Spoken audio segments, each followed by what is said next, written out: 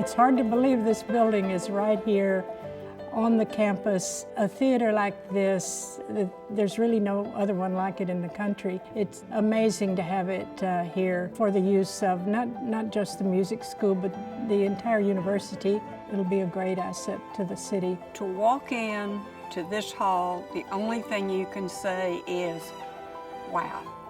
I mean, it is beyond all of our expectations, our dreams. We know it's acoustically wonderful, but it is so beautiful, visually beautiful. The soaring ceilings, the big windows, all the beautiful light streaming in.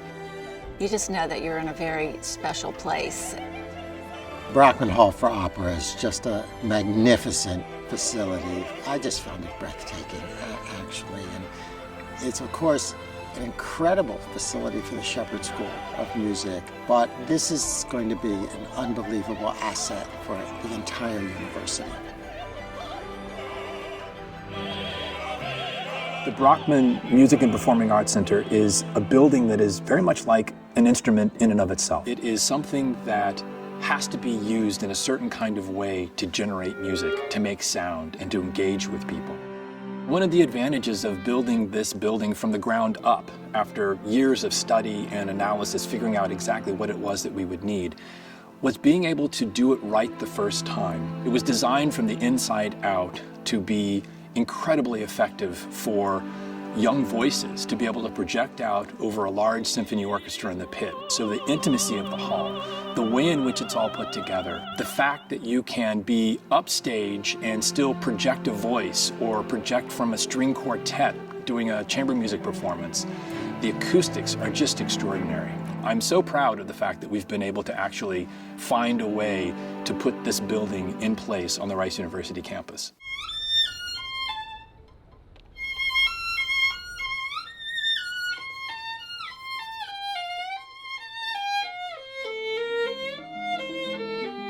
The Shepherd School was founded in the basement of Sewell Hall.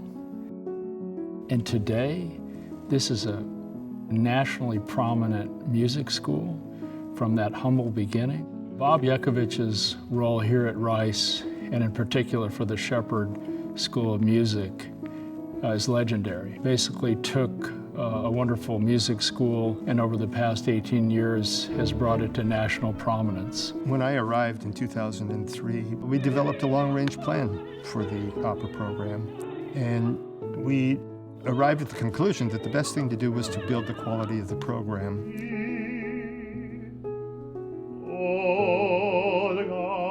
And then someday, if we achieved that, it would become necessary to have a facility that was appropriate for that kind of program.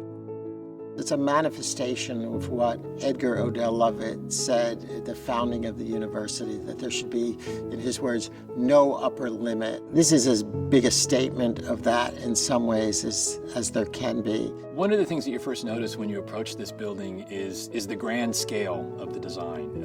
It stands out as a remarkable monument. No other school has the rare combination of facilities and exemplary faculty and extraordinarily gifted students. The Shepherd School now has it. It was just an idea. There was no reason that Rice University should have the finest university conservatory in America. We added 2 sizable rehearsal halls, one of which, the Dean's Rehearsal Hall, is designed and configured specifically on the dimensions of the Morrison theaters. So that students can actually do all of their staging, their blocking, and their rehearsing in a custom designed space that's exactly like the stage. State-of-the-art scene shop with all of the bandwidth that's necessary to build large sets, dressing rooms, conductor suite, practice rooms for students.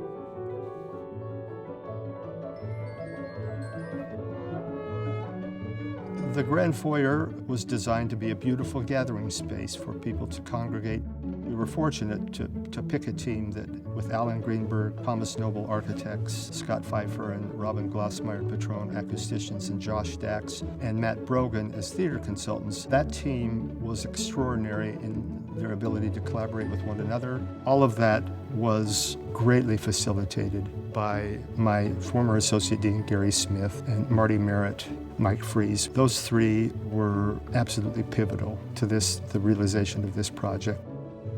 Acoustics were the driving force from the very beginning. We've got a pit that can hold up to 70 musicians, which means there's all kinds of significant repertoire that we'll be able to do. Ranges of theater, musical theater, obviously opera, regular theater, as well as VIP speaker events, those kinds of things. And so it will be a wonderful venue for the city of Houston in that respect. One of our priorities has really been to engage Rice with the city of Houston and Harris County, and that means both folks getting out into the community, but also making sure the community comes to Rice and experiences some of what we have to offer. We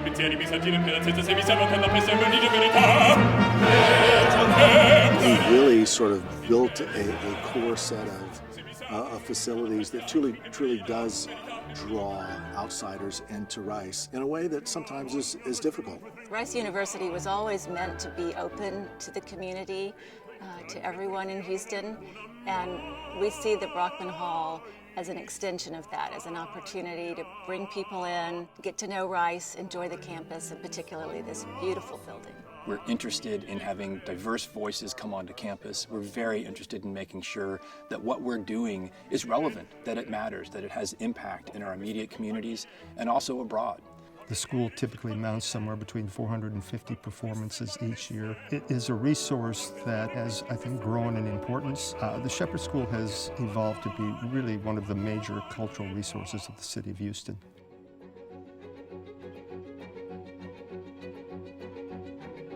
The philanthropic part of the Brockman Hall for Opera is different than any other project I've ever worked on. We must also recognize that this project would never have happened without David Lebron. David's love of the arts, of Rice, of the Shepherd School, he was a driving force behind this. There's no question. To have grown so much in prestige and in being acknowledged as one of the best music schools in the country.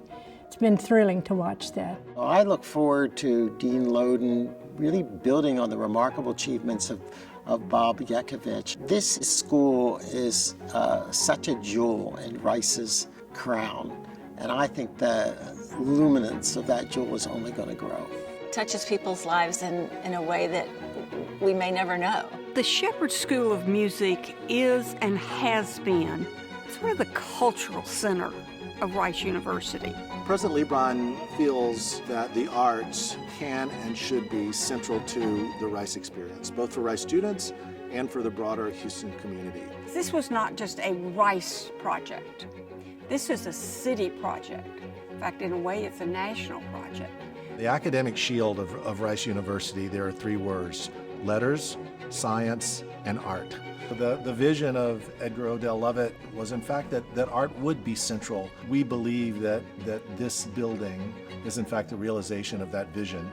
Bob Yekovich has been a friend, a colleague, and frankly a mentor for the last 20 years of my life. To be able to be in so many spaces that are the direct result of who and how Bob Yekovich actually moves through the world and what he accomplished it just feels really special. Bob was widely recognized by his peers at Rice as being quietly ambitious. You know, when we needed a new violin professor, Bob would identify the very best candidate in the world and go after them. It really reflects Bob's ambition for the Shepherd School, his view of what greatness really is. It is no accident that the Shepherd School is one of the finest conservatories in the world. It is because we've had great leadership. Bob Yekovich deserves an awful lot of credit for having this school where it is today.